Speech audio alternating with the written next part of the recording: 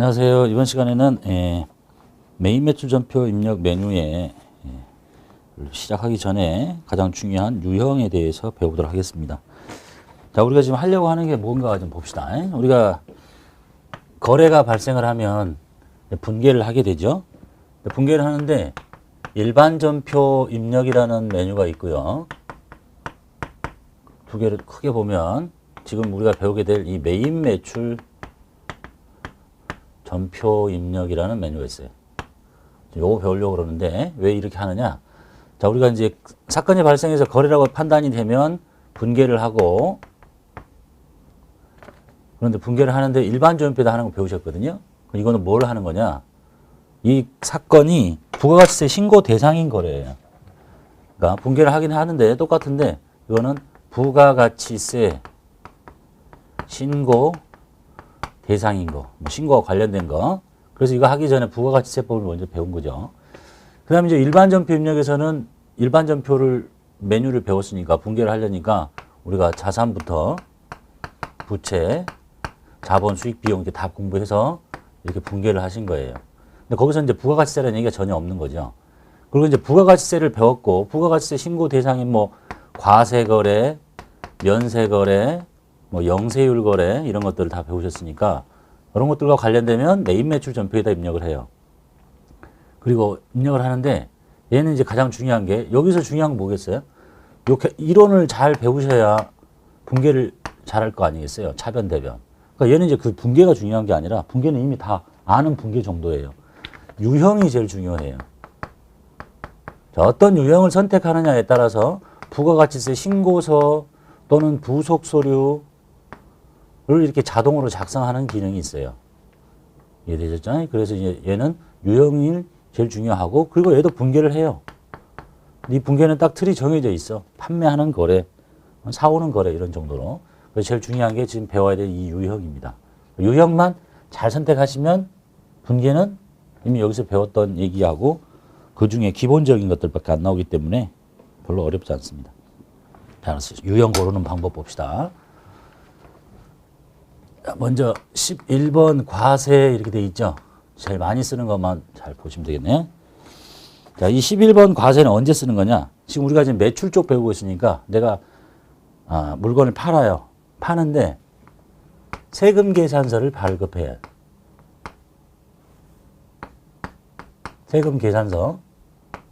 물건을 팔고 세금 계산서를 발급하는데 부가가치세가 10% 붙어 있는 일반적인 우리가 흔히 보는 세금 계산서를 발행하는 과세 매출 거래예요. 부가세 10% 붙어 있는 과세 매출 거래. 뭐 과세, 면세, 영세 배우셨죠? 그때 쓰는 이름이 이게 가장 흔한 거죠. 보통 회사에서 모두 다 쓰는 거. 과세 매출 거래, 세금 계산서 발급하는데 세금이 10% 붙어 있는 경우. 그래서 이것이 반영되는 서식을 보면 부가가치세 신고서 일란, 뭐 과세표준란 이거는 암기하실 필요 없습니다. 그냥 이렇게 가는구나. 이걸 어떻게 암기하고 있겠어요? 이거 시험의 대상도 아니고 나중에 이제 세무 2급을 공부하게 되면 그때는 글이 가기 때문에 수동으로 이런 세금 계산서가 있으면 신고서에 어디다 넣어야 될 것인가를 따로 공부하게 돼요. 그래서 지금은 그런 것은 관심 안 가지셔도 되겠고, 그다음 분계를 봅시다. 자, 우리가 이제 물건을 팔고 있기 때문에 뭐 제조업을 다루니까 주로 제품 매출을 다루겠죠. 제품 매출 100만 원 이렇게 하고 요 경우에는 부가가치세가 붙어 있으니까 부가세 예수금이라고 하고요. 이것이 그것의 10%짜리 여기에 이걸 전체 다 외상으로 했다 그러면 외상 매출금 이렇게 그래서 110만 원. 처음 만나게 되는 부가가치세 예수금. 이게 뭔 뜻인지 알아야 돼요. 예수금 들어보셨죠? 요 예수금 언제 만났어요?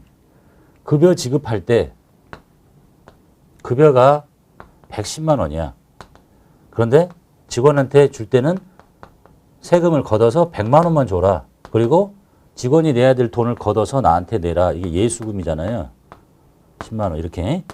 그래서 뭐 다음 달 10일 날 세무서에다가 근로소득세 원천 징수한 걸 납부하겠다. 그럼 이렇게 하는 것처럼 똑같은 예수금인데 얘는 뭘 걷어놓은 거냐면 내가 과세되는 물건을 팔았기 때문에 상대방으로부터 그 과세된 물건 값인 이 공급 가액 이걸 공급 가액이라고 그래요. 지금 말하면 매출에 이것에 과세되는 10% 과세되는 물건이면 10%를 걷어서 내가 갖고 있다가 내주는 게 부가세 신고예요. 그래서 미리 받아놓은 돈이야. 그래서 요 사건밖에 없으면 부가세 납부하세요. 그러면 부가세 예수금을 없애고 내가 10만 원 받아놨으니까 현금으로 이렇게 납부하는 게 부가세 납부에 대한 분개가 될 수 있겠죠. 반대쪽에 대급금이 없다면 그 얘기. 그래서 11번 과세는 분개를 하게 되면 이제 틀이 이렇다는 얘기죠. 내가 과세되는 물건을 팔았고요. 과세되는 물건을 팔고 세액이 10% 붙어 있는 경우이고 세금 계산서를 발행했을 때 11번 과세를 사용한다 라는 얘기입니다. 가장 흔한 세금 계산서, 과세되는 물건을 팔았을 때. 자, 그리고 이제 바로 참고해 보시면 매출 환입 및 애누리가 발생하면 어떻게 할 거냐. 자, 요건 이제 11번으로 물건을 팔았는데 세금 계산서 발행을 했는데 상대방한테 물건에 하자가 있다. 그래서 반품시키겠다. 또는 뭐 대금을 빨리 갚아줘서 깎아주겠다. 이런 문제 보셨잖아요.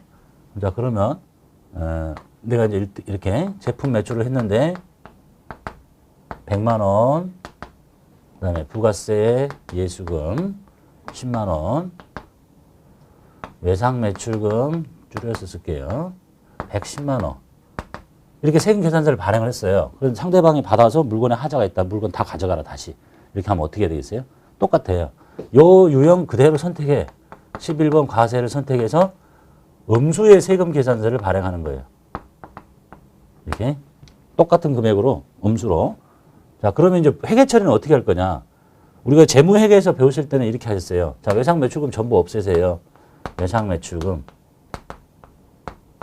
110만 원. 자, 그리고 부가세 예수금도 다시 없애야 되겠죠. 부가세 예수금 10만 원.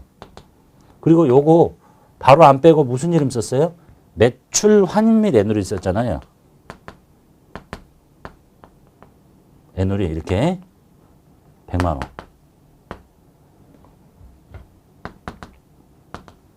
저희가 이제 재무회계에서 나왔으면 이렇게 했을 텐데 일반 전표에서. 근데 이 메인 매출 전표 입력은 프로그램의 특성상 요 있죠.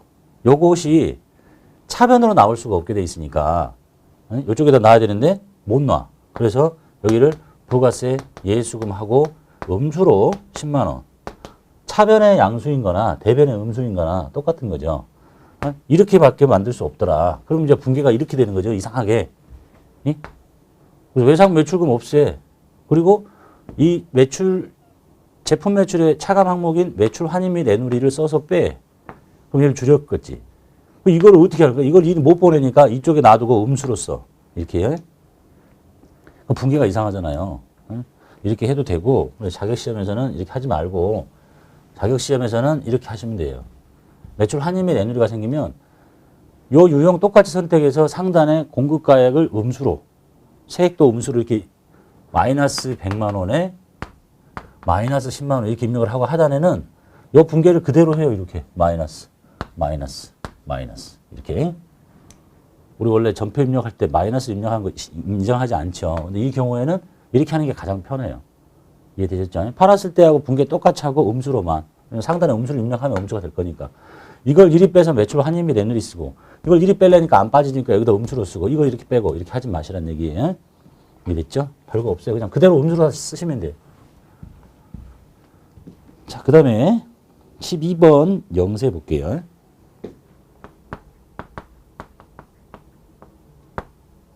자, 이 영세는 언제 쓰는 거냐면 영세율 적용 대상 거래. 영세율 우리 배우셨죠? 교재 조금 앞으로 넘기면 전에 부가세 이론할 때 영세율 다 배우셨어요. 자, 영세율 거래인데 세금 계산서 발급 의무가 면제되지 않고 영세율 매출 거래를 말한다. 즉 영세율 거래인데 세금 계산서를 발행해야 되는 거야. 이건 과세가 아니라 영세율이고 영세율 매출이고 세금 계산서를 발급해야 될 의무가 있는 거래를 영세라고 합니다. 그다음에 바로 밑에 13번 있는데 요거 빼고 16번 수출하고 같이 엮어서 할게요. 16번이 수출이죠. 이 수출을 보면요. 영세율 적용 대상 거래야. 영세율 매출인데 얘는 세금 계산서 발급 의무가 없어요. 이런 경우에 쓰더라 하는 얘기입니다. 자, 그 교재에 영세율 이제 기억나시면 되겠죠. 영세율은 언제 쓰는 거예요? 재화를 수출하는 경우에. 수출, 그 다음에 여러분 그냥 보시면 하면 되네. 뭐 용역의 국외 공구, 국외 제공 영역, 용역의 국외 공구. 이게 영세율이고, 세 번째가 외국 항행 용역 있었죠. 그 다음에 네 번째가 국내에서 외화 획득을 장려하는 기타 외화 획득 재화 영역, 이렇게 이게 영세율이에요. 그런데 이 영세율 대부분 다 세금계산서 발급 의무가 없습니다. 다 이거야, 거의 다. 그런데 이 재화의 수출로 봐주는 것 중에 하나 뭐가 들어있었냐면 내국 신용장 또는 구매 확인서에 의해서 공급하는 경우는 반드시 세금계산서를 발행해야 됩니다. 그때가 얘야. 그거만. 영세율 거래는 거의 다 세금계산서 발급 의무가 면제되는데 발급할 수도 없어요. 국외 사람한테 어떻게 세금계산서 발급하겠어. 그런데 재화의 수출로 봐주는 경우 내국 신용장이나 구매 확인서에서 공급하는 경우에는 세금계산서 발급 의무가 있어요. 이때 쓰는 게 12번 영세라는 뜻이고 이건 나머지가 16번 수출이라는 뜻이에요. 이해되시죠? 자, 그래서 이제 사례를 잠깐 보시면 이런 경우 있잖아요.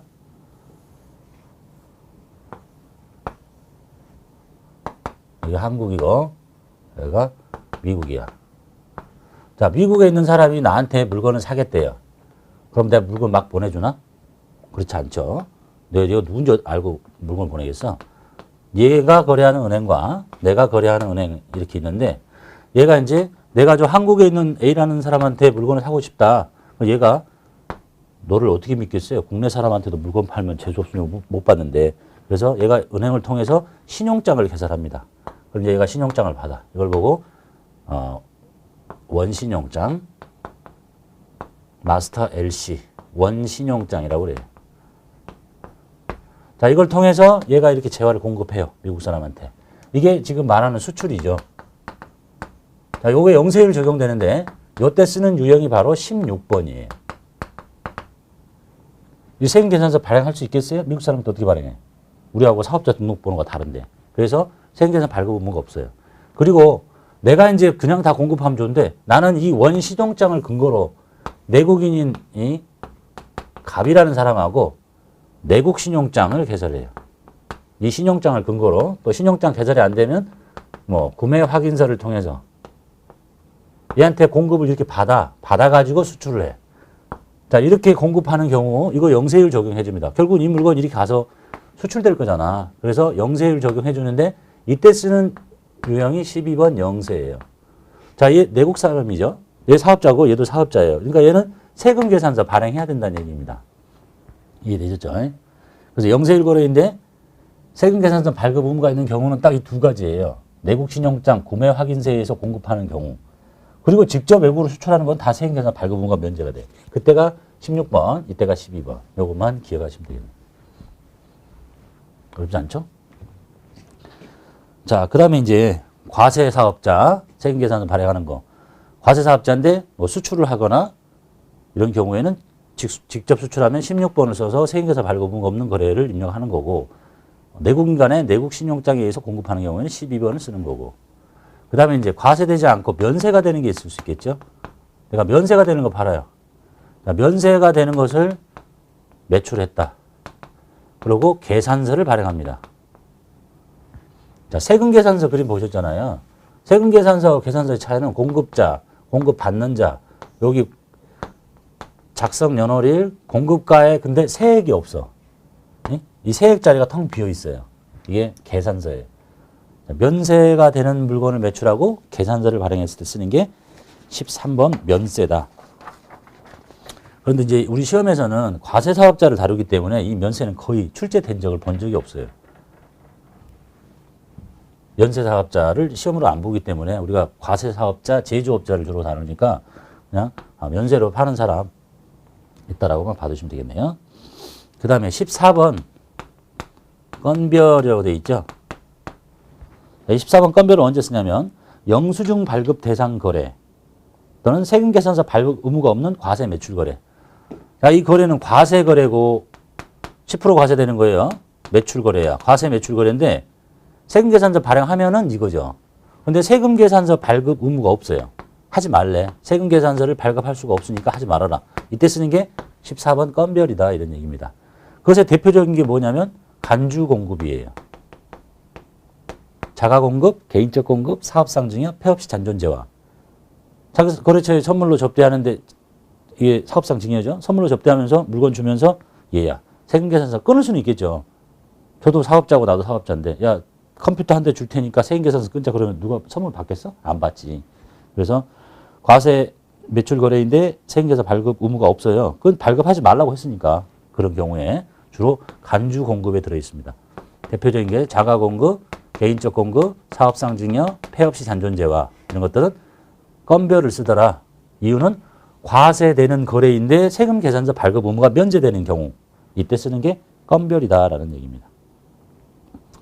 그 다음에 16번 수출했죠. 자, 그리고 이제 이 건별의 경우에는 이런 그 얘기 나중에 해도 되겠다. 실기하셨을 때 보통은 공급가액에다 공급가액을 넣으면 되는데 이런 것들은 공급가액 자리에다 공급 대가를 넣도록 돼 있어요. 그래서 쪼개지는 것이 기본값이도록. 그 다음 17번 카드 과세 볼게요. 카드 과세 줄여서 카과. 이거 언제 쓰는 거냐? 과세되는 물건이에요. 과세되는 물건이고 팔았어요. 그런데 세금계산서를 발행했으면 이거. 발행 의무가 면제되면 이건데 세금계산서가 아닌 신용카드로 결제를 받았대요. 그러니까 신용카드로 팔았다는 얘기죠. 신용카드. 카드 과세. 그래서 과세되는 물건을 신용카드 매출 전표에 의해서 매출했을 때 쓰는 이름이 카드 과세다라는 얘기인데 자, 여기까지가 이제 가장 기본적으로 많이 나오는 틀이에요. 그리고 이 14번과 17번은 오늘 이제 프로그램에 보면 공급 가액자리, 세액자리. 그래서 공급 가액에다가 공급 가액을 입력하면 되지. 얘는 공급 가액에다가 100만 원 이렇게 입력하면 10%짜리잖아. 그러니까 당연히 10만 원 이렇게 찍어요. 얘는 음수로 입력하면 마이너스 100만 원 입력하면 마이너스 100만 원 이렇게 10만 원 남은 거지 이렇게. 얘 영세율이죠. 100만 원 이렇게 입력을 하면 영세율이니까 0이 안 나와. 이거 수출 영세율이잖아. 100만 원 입력하면 안 나와. 면세 100만 원 입력하면 아예 없는 거니까 안 나오지. 얘는 0%니까 안 나오고 얘는 없는 거니까 안 나오고. 자, 이 14번부터 17번 두 개는 여기다가 100만 원을 이렇게 입력을 하면 확 쪼개가지고 얘가 90909, 9091 이렇게 쪼개버려요. 자, 쪼개는 게 좋은가 안 좋은가 상식적으로 생각해 봅시다. 그래서 14번 건별과 카드 과세는 쪼개야 되는데 안 쪼개면 다시 쪼개면 되는 건데 이렇게 100만 원짜리를 이게 공급 대가다 이렇게 하면 공급 가액을 계산하는 식은 이게 부가세 포함되어 있는 거잖아요. 100만 원을 110분의 100으로 계산하면 이게 90909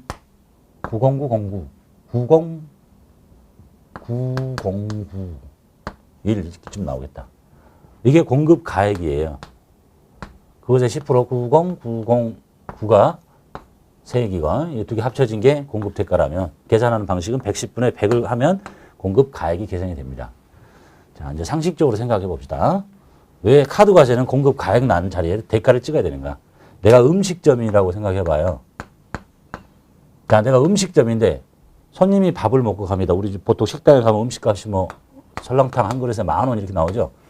근데 내가 신용카드로 결제를 해요. 그럼 신용카드 결제를 하면 이게 10,000원 이렇게 찍혀 있고 공급가액 9090909 여기 1을 만들어야 되겠다. 이렇게 해서 이제 쪼개져 있거든요. 근데 여러분 보고 이게 지금 공급가액이잖아요.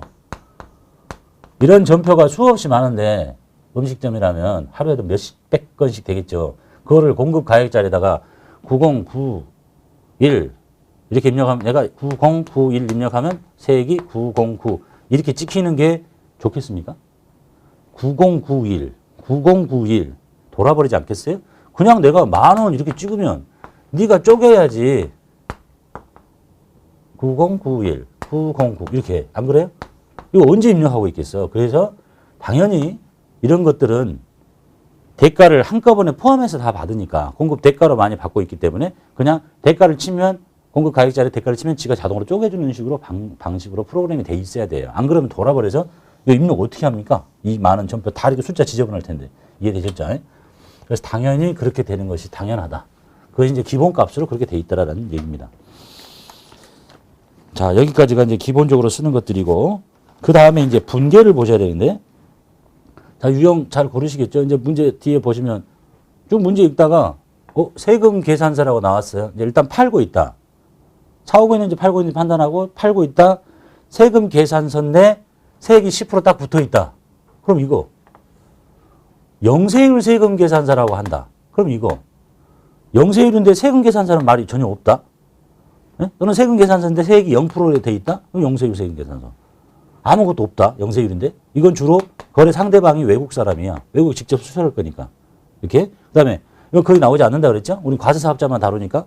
하지만 내가 혹시 면세되는 걸 팔았다 그러면 계산서라는 말, 계산서를 발급했다. 그 다음에 제일 어려운 게 이거죠.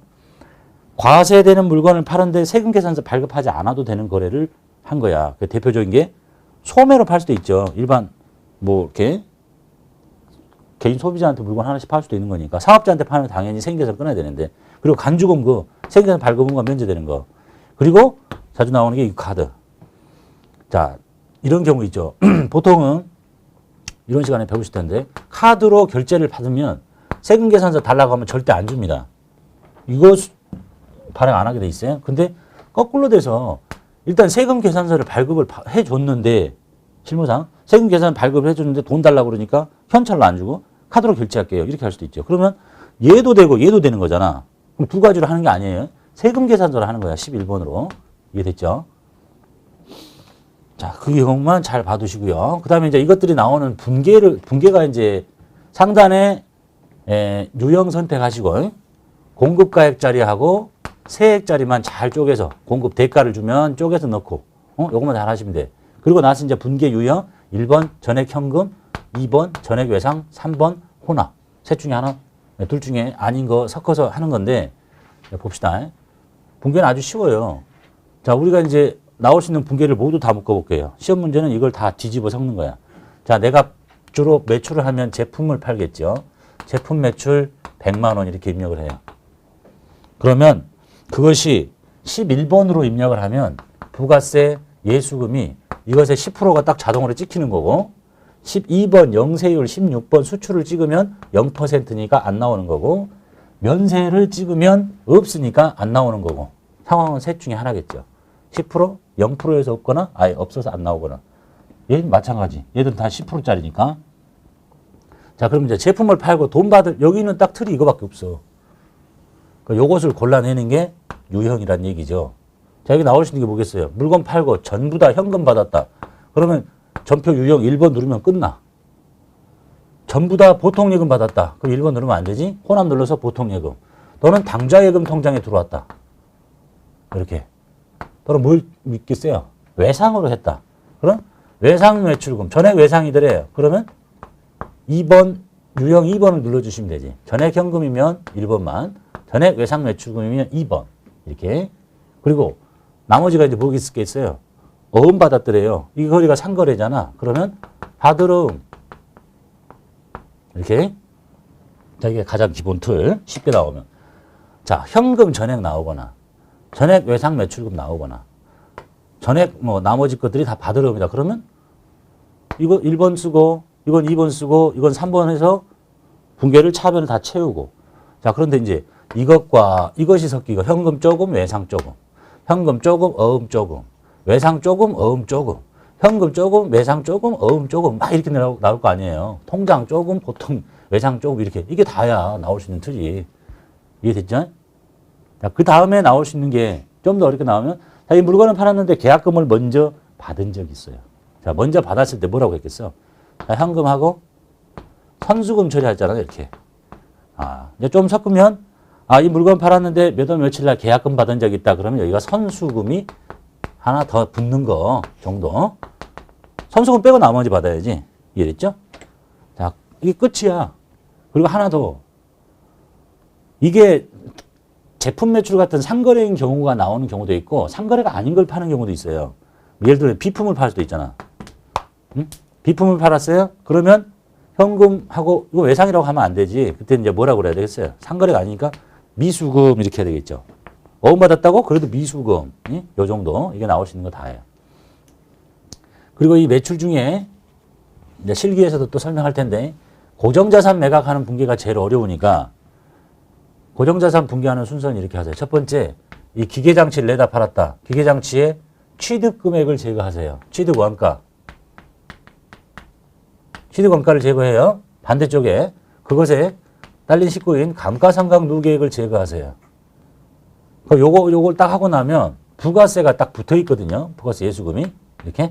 상단에 금액을 입력했을 거니까. 자, 요 무시하고 재무회계대로 하는 거예요. 분기에는.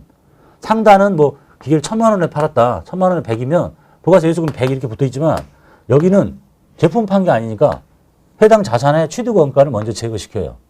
이거 놔두고 그대로 찍혀 있으니까 빼고 감가상각 누계액 제거하고 자, 세 번째 돈 받은 내역을 써요. 이건 이미 대기하고 있건. 이때 돈을 받아야 되는 금액은요. 요 금액과 부가세가 합쳐진 요 두 개의 금액이에요. 1,100만 원. 전액 현금이면 현금, 나중에 받기로 했으면 미수금, 상거래 아니니까 다 분기합니다. 중요한 거는 1,000만 원과 세까지가 받아내야 될 돈이에요. 그리고 나서 뭘 보라고 그랬어요? 상단에 여기를 봐. 대차 차액을. 플러스 났으면 차변이 크다는 얘기죠. 플러스 났으면 차변이 크니까 대변을 채워요. 유형자산 처분이익. 마이너스 났다고요? 대변이 크대잖아요. 차변에 채워요. 유형자산 처분 손실. 이렇게만 하시면 됩니다. 여기는 나온 분계 중에 제일 긴 분계, 어려운 분계죠. 그리고 이 상단과 하단은 서로 다르기 때문에 상단에 있는 숫자하고 하단에 있는 숫자가 원래 똑같은 것이 정상적인 이런 경우들만 있는 거지 그렇지 않는 경우들도 있어요. 그러니까 상단에 입력하는 내용과 하단에 입력하는 경우는 다를 수도 있다. 가장 대표적인 게 요 경우에 요 경우만 있는 게 아니라 요것도 있어요. 건별도 그래요. 자, 그 정도만 봐두시면 되겠고요. 자, 이제 정리합시다. 이게 가장 많이 나오는 건데 이제 큰 틀을 어떻게 정리를 할 것인가를 이제 설명을 드릴게요. 이거 외우기 어렵나요? 세금계산서 발급됐다. 과세 10%짜리다. 그럼 11번. 반품됐다고? 그대로 마이너스 11번. 영세율인데 세금계산서에 영세 12번. 영세율인데 세금계산서 없네요. 수출 16번. 면세 계산서 발행했다고? 13번. 잘 안 나와요? 과세되는 거는데 세금계산서 발급 의무가 없대요. 건별. 과세되는 건데 신용카드로 결제했대요. 세금계산서하고 겹쳤다고? 그러면 세금계산서예요. 그런 문제는 거의 안 나오는데. 자, 그래서 이제 큰 틀로 봅시다. 이게 어떻게 구성이 되는가. 별로 어려운 거 없어요. 뭐 암기하셔야 되는 건 아니고 구조를 잘 보세요. 자, 이제 매출 거래예요. 생길 수 있는 걸 모두 다 해놓으니까 유형들이 굉장히 많은 거지. 자, 매출인데 크게 보면 과세가 되는 것을 팔 수가 있고요. 과세되는 걸 팔 수 있고 면세가 되는 걸 팔 수 있겠죠. 자, 매출이야. 과세가 되는 거, 면세가 되는 거. 자, 과세는 종류가 두 개가 있잖아. 10% 과세가 되는 게 있고 0% 과세가 되는 게 있죠. 이렇게. 자, 봅시다. 자, 10% 과세되는 거래인데 세금 계산서를 발급을 합니다. 자, 뭐겠어? 10% 과세 거래고 10%짜리고 세금 계산서를 발급했어요. 이게 바로 11번 과세예요. 자, 10%짜리고 세금 계산서를 발급하지 않고요. 신용카드나 현금 영수증으로 팔아요. 아, 여기 신용카드만 합시다. 현금은 따로 있으니까. 현금 영수증으로 팔아. 아니, 10% 과세인데 결제를 상대방이 신용카드로 했고 나는 생계산 안 줬어요. 그럼 이게 17번 카드 과세예요. 그 다음에 한꺼번에 하면 안 되겠구나. 설명을 나눠줘야지. 10번인데, 아니, 과세인데 0%인데 세금 계산서를 발행해야 돼요. 이게 뭐겠어요? 12번 영세겠죠. 자, 계산서를 발행을 해야 돼요. 그러면 13번, 번호는 뭐 중요한 거 아니에요. 외우는 거 아니라 그 밑에 보면 보이니까 유형 다 나타나니까. 자, 과세되는 것을 신용카드로 팔 수 있죠. 그럼 17번 카드 과세. 영세율도 신용카드로 결제할 수 있지 않냐? 드물지만. 그러면 몇 번이냐면 19번 카드 영세. 카드 과세. 카드 영세. 그러면 면세되는 것도 신용카드로 쓸 수 있잖아. 좀 너무 내렸다.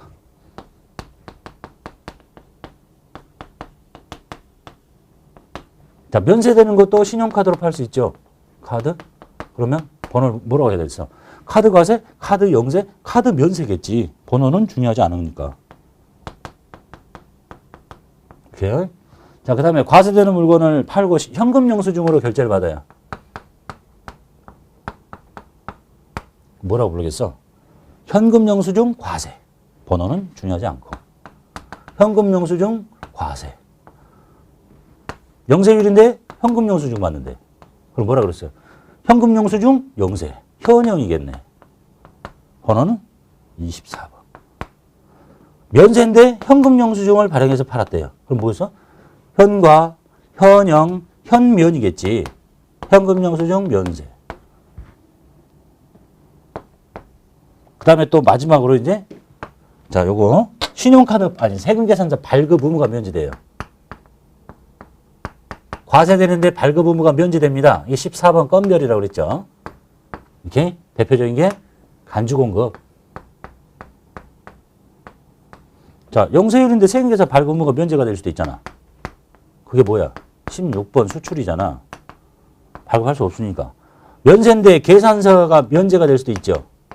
그럼 뭐겠어? 면세 건별 이렇게 구성이 돼 있더래요. 그래서 제일 중요한 거 과세.